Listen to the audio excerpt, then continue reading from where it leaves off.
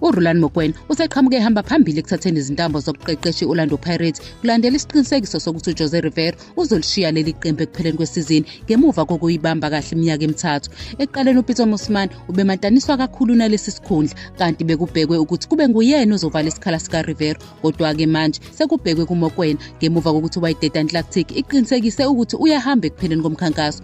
uMokoena ojoyine iWydad ekuqaleni kwesizini ubhekane nobunzima kuleli qembu laseMorocco. iWydad izabalaze kuyona yonke imiqhudelwano futhi izoqeda isizini ingenayo isiliva. Njengamanje ihlezi endaweni yesithathu kuBotola Pro League ilandela iRS Berkane eqhwakele ngamaphuzu angu-16. Ngakolunye uhlangothi uFloyd Mbele owayeyisikhulu se-Orlando Pirates kubeka ukuthi usezobuyela kuleli qembu. uMbele oshiye kumabhakabhaka ngo-2023 ubesebenza kuSekhukhune United kwaze kwaba uyaphuma muva nje. Angasabuye ngesikhathi kuhlelwa kabusha njengoba uMpumi Khoza ephethe imidlalo yeqembu yedwa kulandela ukudlula emhlabeni kukaScreamer Shabalala. Imibiko iveza ukuthi uKhoza uphakamisa ukuthi uMbele abuye ukuze kuqiniswe izinhlelo zokuphatha iqembu.